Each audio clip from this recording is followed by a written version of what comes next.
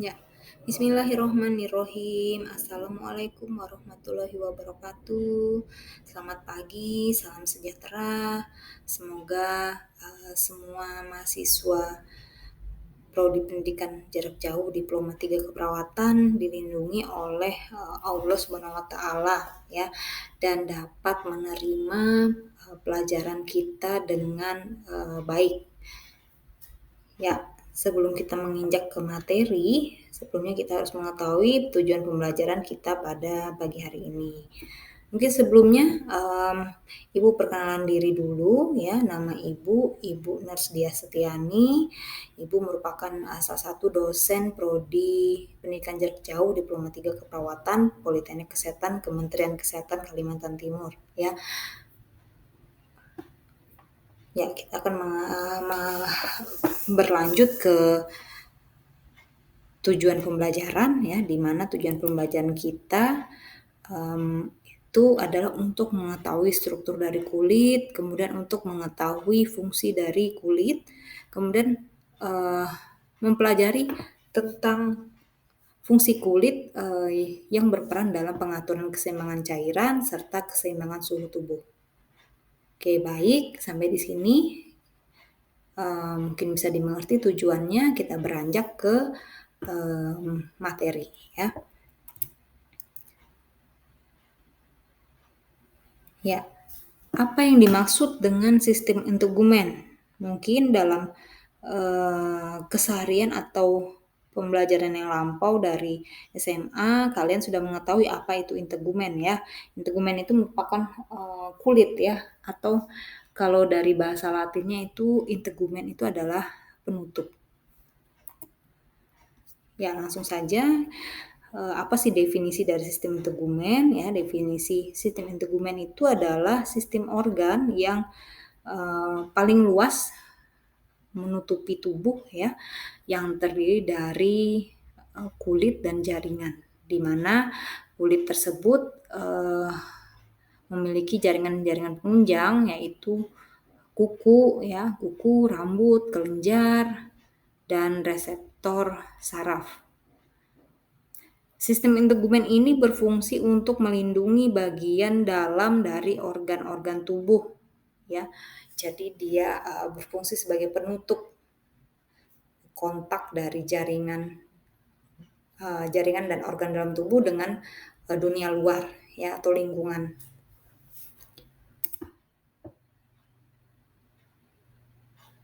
Ya, untuk itu kita harus mengetahui apa sih atau terdiri dari apa sih struktur kulit itu ya. Struktur kulit itu terdiri dari beberapa item atau beberapa bagian. Yang pertama ada rambut, yang kedua kuku, kemudian ada kelenjar keringat, ada kelenjar minyak, pembuluh darah, pembuluh getah bening, kemudian adanya serabut-serabut saraf. Ya, kulit. Kita ketahui kulit ada gambar kulit ya di samping ini ada menunjukkan beberapa bagian ya. Kulit sendiri itu dibagi menjadi 3. Nanti kita ulas selanjutnya. Jadi kita harus mengetahui dulu apa sih kulit itu ya. Kulit merupakan organ terbesar pada organ tubuh manusia ya. Karena apa? Karena kulit ini melapisi seluruh bagian tubuh dari kepala hingga ujung kaki ya. Sehingga kalau dipanjangkan atau kita ketahui luas kulit manusia itu rata-rata 2 meter persegi. Kalau dikonversi ke berat badan ya mungkin sekitar 16% dari berat badan seseorang. Kemudian kulit ini memiliki ketebalan itu kurang lebih 66 mm. Dan itu yang paling tebal, dan yang paling tipis itu sekitar 0,5 mm. Yang paling tebal itu biasa terletak di telapak tangan dan telapak kaki.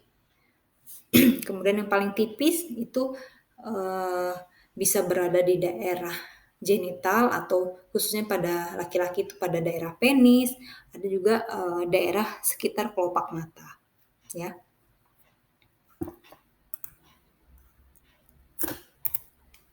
Ya, beranjak ke lapisan kulit ya.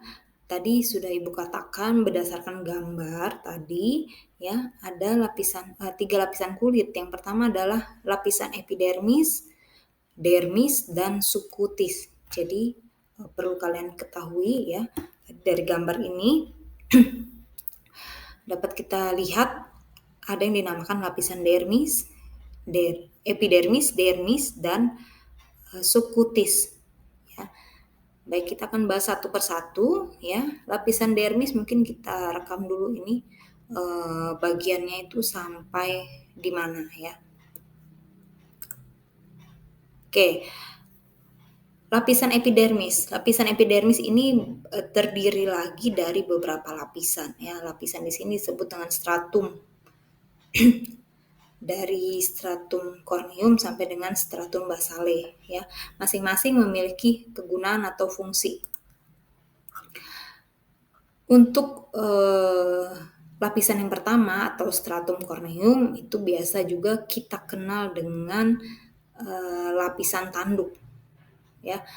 Lapisan tanduk di sini sudah jelas ya, itu berada di paling atas lapisan epidermis. Kemudian kalau dilihat dari ciri khas selnya, dia berbentuk beberapa lapis sel pipih.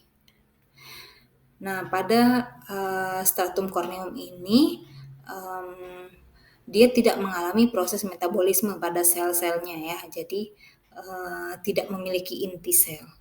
Kemudian tidak berwarna dan sangat sedikit mengandung air. Ya. Kemudian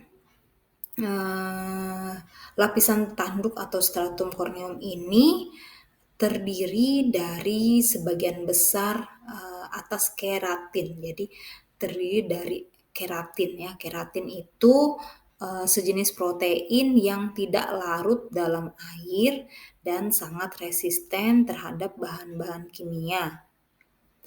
Kemudian keratin ini dapat melakukan regenerasi ya, yang disebut dengan proses keratinisasi ya. Jadi proses keratinisasi ini itu berlangsung dalam waktu 4 minggu atau 28 hari ya. Jadi proses tersebut itu terjadi dapat kita kenali dia terkelupas atau melakukan perbaikan diri ya sel-selnya atau biasa disebut dengan self repairing capacity ya. Dia melakukan perbaikan diri dengan cara melepas, atau kalau kita lihat secara kasat mata kondisi lapisan tanduk atau stratum corneum ini dia mengelupas ya. Pengelupasan ini atau regenerasi dari stratum corneum ini berlangsung sepanjang hidup ya, selama kita hidup. Tetapi pada usia 60 tahun ke atas mengalami perlambatan proses keratinisasi ini. Yang tadinya membutuhkan waktu sekitar 28 hari, kalau di atas 60 tahun itu mengalami proses yang memanjang ya, dengan waktu kurang lebih 45 sampai 50 hari. Sehingga yang dirasakan pada usia 60 tahun itu stratum corneumnya terasa atau menjadi lebih kasar ya. Jadi kalau kita raba itu merasa terjadi lebih kasar, lebih kering, dan lebih tebal. Kemudian fungsi dari lapisan atau stratum corneum ini untuk menjaga air itu tidak menguap ya. Jadi dia melindungi air dan memelihara tonus serta turgor kulit ya. Tetapi lapisan tanduk ini juga memiliki daya serap air yang cukup besar. Jadi contohnya semisal kalau kalian merendam tangan di air dalam waktu yang cukup lama, nanti dia melakukan pengerutan ya, itu itu berfungsi untuk dia menyerap air ya, begitu. Kemudian lapisan yang kedua adalah lapisan bening atau stratum lucidum ya. Lapisan ini disebut juga dengan lapisan barier, terletak tepat di bawah lapisan tanduk dan dianggap sebagai penyambung lapisan tanduk dengan lapisan berbutir. Jadi bentuknya itu seperti butiran-butiran ya. Kemudian lapisan ini terdiri dari protoplasma sel yang jernih, kecil-kecil bentuknya, tipis, bersifat translusen sehingga dapat dilewati sinar atau tembus cahaya. Kemudian yang ketiga adalah lapisan berbutir atau stratum granulosum ya, terdiri dari sel-sel keratinosit ya yang berbentuk kumparan yang mengandung butir-butir dalam protoplasmanya. Sehingga lapisan ini tampak jelas pada telapak tangan dan telapak kaki. Kemudian yang keempat, stratum spinosum atau lapisan bertaju ya, disebut juga dengan lapisan Malpighi, di mana terdiri atas sel-sel yang berhubungan dengan perantara jembatan-jembatan protoplasma yang berbentuk kubus. Setiap sel tersebut terdiri atas serabut protein. Kemudian bentuknya itu bersudut banyak atau poligonal dan makin ke arah permukaan kulit itu makin besar ukurannya. Kemudian pada lapisan bertaju atau stratum spinosum ini memiliki kalau kita lihat ke lebih dalam ya, kesatuan-kesatuan dari lapisan tersebut memiliki susunan kimiawi yang khas. Jadi dia mengandung kolesterol dan asam amino. Itu pada lapisan bertaju. Kemudian yang kelima atau yang terakhir dari lapisan epidermis yaitu lapisan benih atau stratum basale. Stratum basale ini merupakan lapisan terbawah dari epidermis ya, berbentuk selnya itu berbentuk silinder. Kemudian pada basale ini dia membatasi antara lapisan epidermis dan dermis ya. Kemudian berpengaruh cukup besar dalam pengaturan metabolisme pada demo epidermal ya dan fungsi-fungsi vital dalam kulit. Jadi yang berhubungan dalam metabolisme kulit ini terbentuk atau terjadi pada stratum basale. Di dalam stratum basale ini terjadi mitosis terjadi pertumbuhan sel-selnya itu melalui mitosis ya. Kemudian mitosis tersebut nanti dari basale dia muncul sampai dengan ke lapisan paling atas tadi stratum corneum. Pada lapisan basale ini itu terdapat pula sel-sel bening seperti clear cell, kemudian melanoblast dan atau melanosit ya. Jadi pembuat pigmen melanin ya, pembuat pigmen kulit atau melanin ya, itu berada pada lapisan benih atau stratum basale. Jadi yang perlu diingat ya, melanin itu yang memberi warna pada kulit dibentuk dari melanosit, sel melanosit yang dikeluarkan oleh proses melanogenesis ya. Melanogenesis ini disintesis itu atau dikeluarkan melalui respon terhadap hormon hipofisis anterior. Jadi sel-sel pigmen itu dikeluarkan oleh melanin maksudnya, sel pigmen itu dikeluarkan oleh melanin yang direspon langsung oleh hormon hipofisis anterior, ya, melalui hormon perangsang melanosit atau MSH, melanocyte stimulating hormone, ya. Jadi melanosit ini yang bertugas untuk memberikan warna pada kulit atau memberikan ciri khas pada masing-masing individu, ya. Jadi semakin banyak melaninnya, produksi melaninnya, maka kulit akan semakin gelap. Kemudian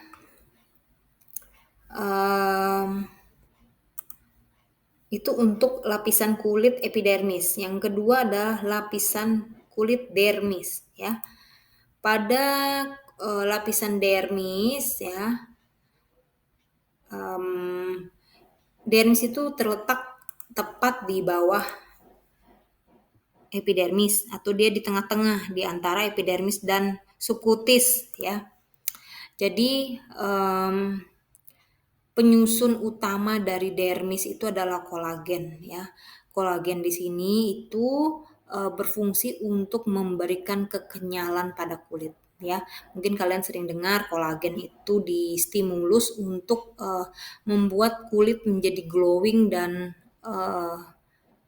segar atau elastis, ya. Itu yang dijual oleh produk-produk skincare, ya. Nah, pada lapisan dermis, ya, terdiri dari 2 stratum, ya.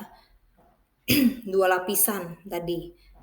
Kalau yang di epidermis ada 5, pada dermis hanya ada 2, yaitu stratum papillare dan stratum reticular.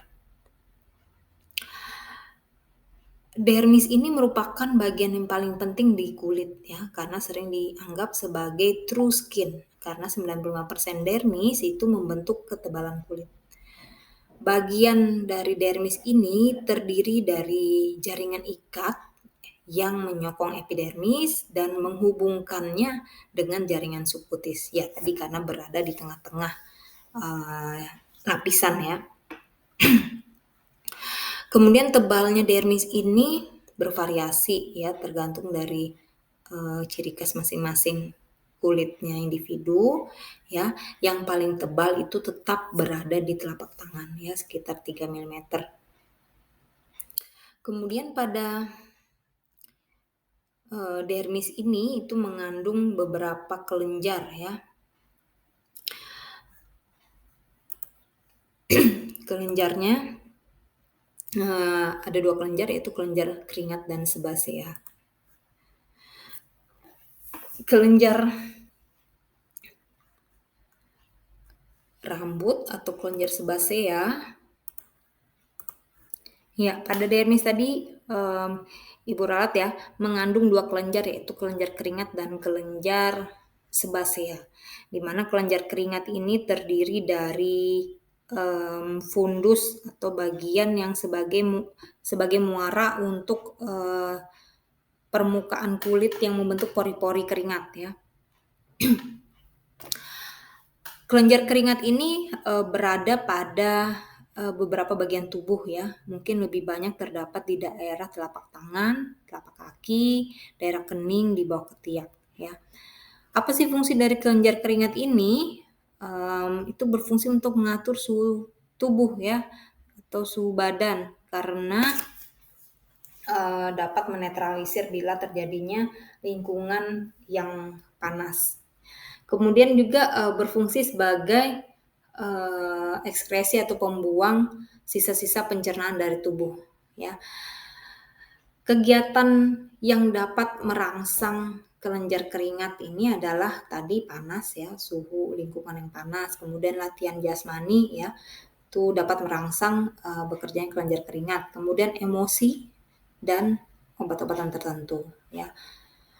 Kemudian dalam kelenjar keringat ini terdiri lagi menjadi 2, yaitu kelenjar keringat ekrin dan apokrin, ya. Kelenjar keringat ekrin di sini mensekresikan cairan yang jernih, mengandung air 95-97%. Kemudian mengandung pula beberapa mineral seperti garam, sodium klorida, granula minyak, glusida, dan sampingan dari metabolisme seluler. Kelenjar keringat ini terdapat di seluruh kulit ya. Tadi seperti Ibu katakan dari ujung kaki hingga ujung kepala. Kemudian bentuk kelenjar ekrin ini seperti bergulung-gulung salurannya ya, bermuara langsung pada permukaan kulit ya. Biasanya tadi terletak pada daerah ketiak, puting susu, pusar, daerah genital ya. Itu untuk yang apokrin ya. Jadi kalau yang ekrin tadi itu dapat menghasilkan keringat 14 liter keringat ya. 14 liter keringat dalam waktu 24 jam pada orang dewasa. Nah, itu untuk kelenjar ekrin ya.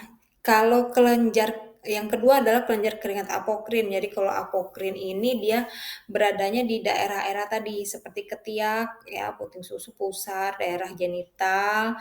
Dia berkebalikan dengan kelenjar keringat ekrin. Kalau yang ekrin tadi dia 95-97% itu mengandung air. Kalau yang apokrin di sini dia menghasilkan cairan yang agak kental dan berwarna keputih-putihan serta berbau khas pada setiap orang. Jadi kelenjar keringat apokrin ini dipengaruhi oleh bakteri dari masing-masing orang ya.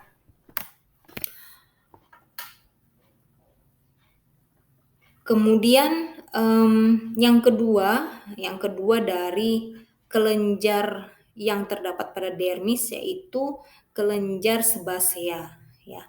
Kelenjar sebasea ini mengandung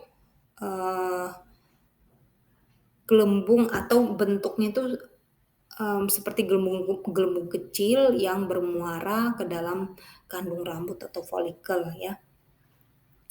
Kelenjar sebasea ini mengeluarkan suatu sebum atau minyak ya. Jadi dia berfungsi untuk memberikan pelumas pada rambut.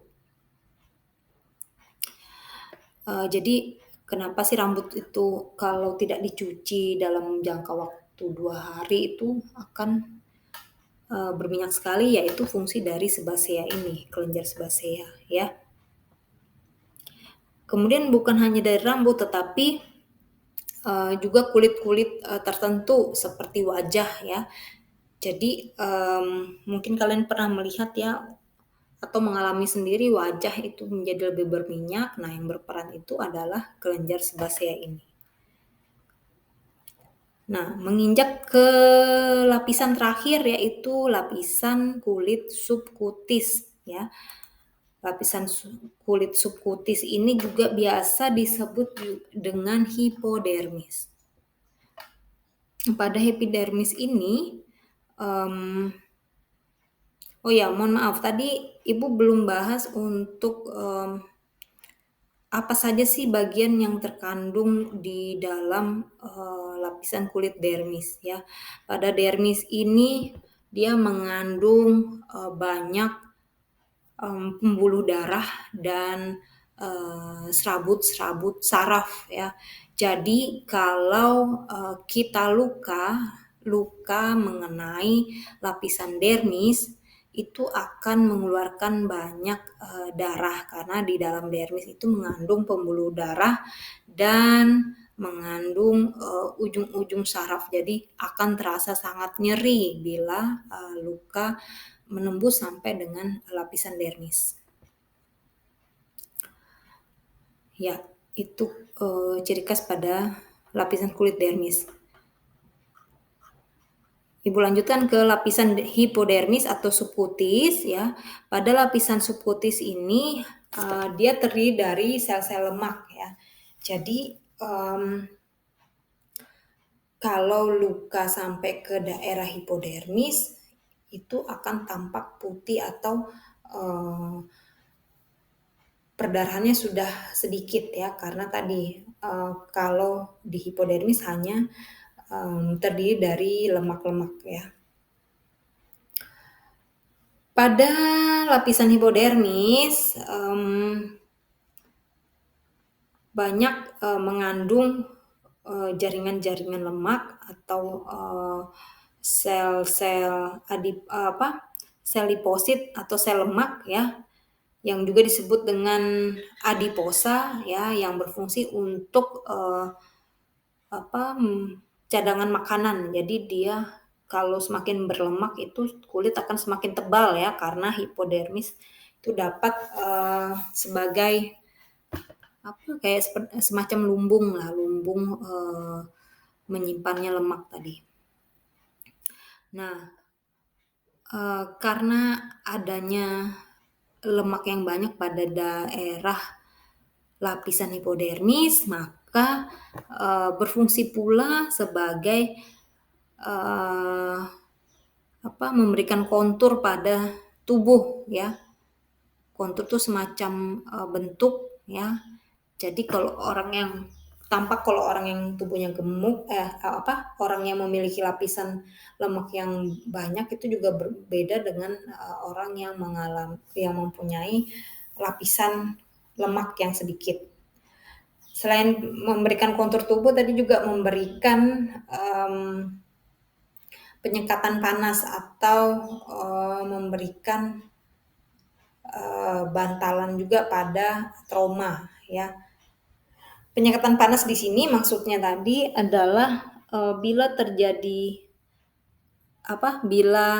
banyaknya suatu sel lemak, maka tubuh itu akan senantiasa hangat ya, karena tadi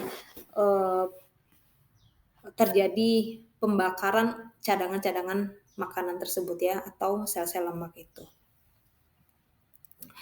Kemudian di lapisan hipodermis ini atau subkutis ini itu mengandung juga untuk pembuluh darah dan saraf-saraf, tetapi tidak sebanyak pada lapisan dermis. Ya, itu untuk lapisan kulit dari epidermis, dermis hingga subkutis ya. Kemudian kita beranjak pada fungsi kulit itu sendiri. Fungsi kulit ya, yang pertama ada namanya fungsi sebagai pelindung dan proteksi, kemudian penerima rangsang, pengatur panas atau termoregulasi, kemudian sebagai ekskresi atau pengeluaran, kemudian sebagai penyimpanan, penyerapan terbatas, dan penunjang estetika atau penampilan ya. Kita akan bahas satu persatu ya, memulai dari pelindung dan proteksi. Ya, kulit sebagai proteksi di sini ya, itu dimulai dari lapisan yang paling luar atau lapisan epidermis. Tadi seperti penjelasan sebelumnya ya, epidermis di sini berguna untuk menutupi jaringan-jaringan tubuh yang ada di dalam ya, dan melindungi tubuh dari pengaruh-pengaruh luar seperti luka, serangan kuman, bakteri, dan sebagainya ya. Kemudian lapisan epidermis ini diselubungi dengan lapisan tipis lemak yang menjadikannya kulit tahan air ya. Kemudian pada epidermis ini juga, atau bukan epidermisnya tetapi kulitnya itu kulit ya, dari epidermis, dermis hingga subkutis itu memiliki fungsi untuk menahan suhu tubuh ya. Menahan suhu tubuh itu tadi dihubungkan dengan cadangan pada hipodermisnya atau pada lapisan dermis, pada lapisan hipodermis ya. Semakin banyak lemak pada kulit itu akan dapat menahan suhu tubuh ya. Kemudian dapat juga menahan luka-luka kecil, mencegah zat-zat kimia masuk langsung ke dalam tubuh atau organ tubuh yang ada di dalam. Jadi kulit di sini sebagai proteksi atau barrier pertama ya, sebelum lingkungan di luar tubuh itu masuk ke dalam tubuh kita. ya. Itu fungsi kulit yang pertama. Kemudian fungsi kulit di sini juga sebagai pengatur panas ya. Tadi sudah Ibu katakan sebagai termoregulasi, jadi pengatur panas. Nah, pengatur panas di sini selain dipengaruhi oleh lapisan-lapisan lemak yang berada pada hipodermis, di sini juga dipengaruhi kulit juga mempunyai pengaturan suhu ya, di mana terjadi dilatasi atau kontriksi pada pembuluh darah kapiler ya, di mana pembuluh darah kapiler ini banyak tadi terkandung pada lapisan dermis ya. Dari dilatasi dan kontriksi ini sehingga terjadilah dia pengaturan suhu ya, sehingga dapat dikatakan kulit itu sebagai pengatur panas atau termoregulasi. Kalau berdasarkan pengatur panasnya tadi ya, bila terjadi suatu panas yang tinggi ya, misalnya di lingkungan sekitar tubuh manusia itu panas ya, maka pembuluh darah itu akan melakukan dilatasi atau pelebaran sehingga tubuh akan lebih cepat dingin ya. Jadi kalau berdilatasi itu cairan lebih banyak masuk ke pembuluh kapiler sehingga terjadilah dia penurunan suhu. Sebaliknya kalau terjadi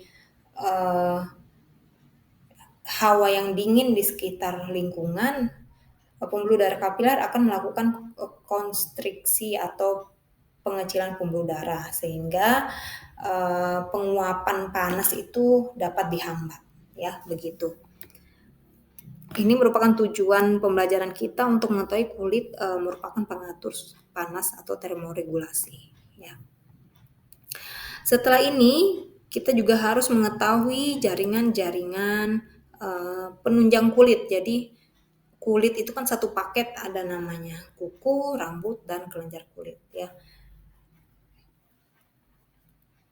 Kita bahas satu persatu. Pertama rambut ya, rambut seperti yang kalian ketahui ada rambut yang halus dan ada rambut yang tipis. Nah, tapi kita harus tahu dulu definisinya. Rambut ini merupakan struktur berkeratin panjang yang berasal dari invaginasi epidermis ya. Jadi dia berasal dari epidermis sampai dengan ke dermis. Ya. Pertumbuhan rambut di sini dipengaruhi oleh 3 hormon ya, hormon kelamin atau hormon androgen, kemudian hormon adrenal dan hormon tiroid. Rambut di sini juga berfungsi untuk melindungi kulit dari pengaruh buruk ya, dari pengaruh buruk di sini yaitu bahan-bahan kimia, kemudian radiasi, bakteri ya. Kemudian contohnya itu seperti alis mata. Alis mata di sini berfungsi untuk melindungi mata dari keringat yang mengalir dari dahi ya, sehingga tidak masuk ke dalam mata. Kemudian contoh lain juga rambut yang ada di dalam hidung ya, berfungsi untuk sebagai filter supaya tidak debu-debu itu tidak masuk langsung ke saluran pernafasan. Kemudian rambut juga berfungsi sebagai pengatur suhu ya, karena tadi pada rambut ya terkandung daerah sekitar rambut itu terkandung folikel-folikel air ya, tadi letaknya pada daerah dermis. Kemudian juga sebagai indera peraba yang sensitif. Ya, tadi mungkin ada yang bertanya nih, berarti kalau yang alis dikatakan rambut, rambut yang di kepala itu apa? Begitu kan. Jadi rambut itu dibedakan menjadi 2. Yang pertama adalah rambut velus atau halus ya.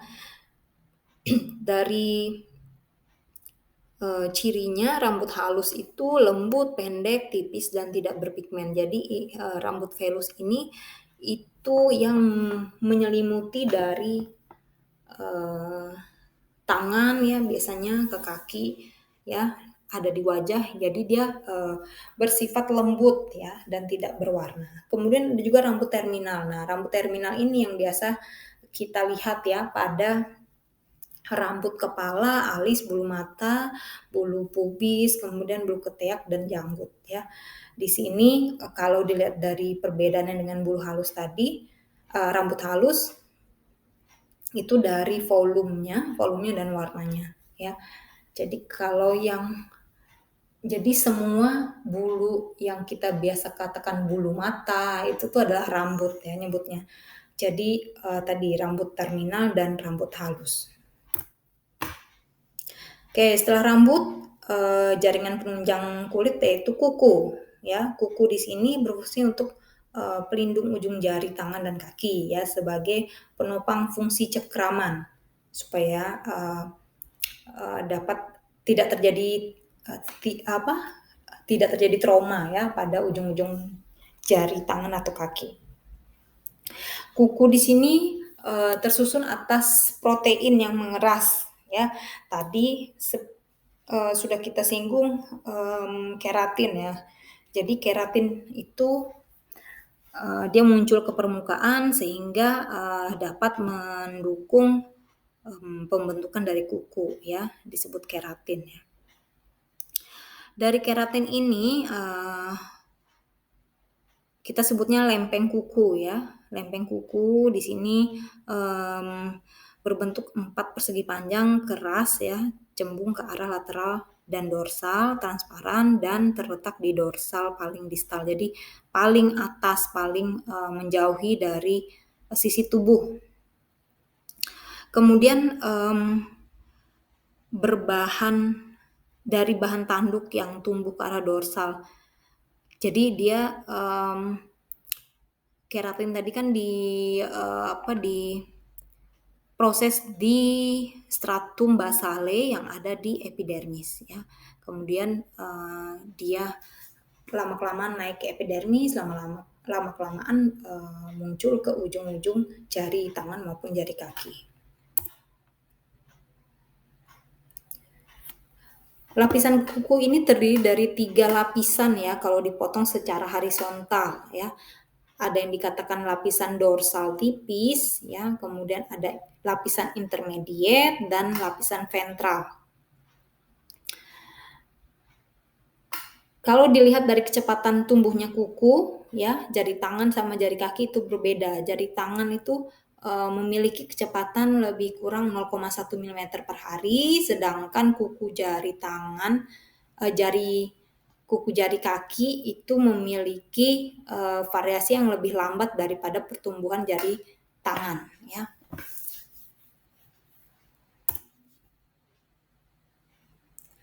Struktur kuku di sini memiliki beberapa bagian yang terdiri dari lempeng kuku, limbatan kuku, dinding kuku, kulit kuku, hiponychium, matrik kuku, dasar kuku, dan lanula.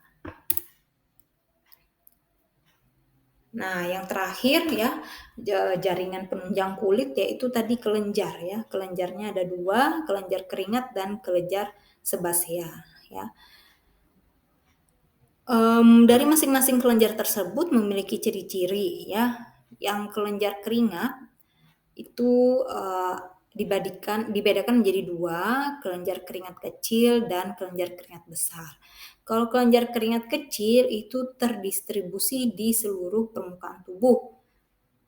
Kemudian untuk yang kelenjar keringat besar, itu kelenjar tadi yang sudah diulas ada namanya kelenjar apokrin.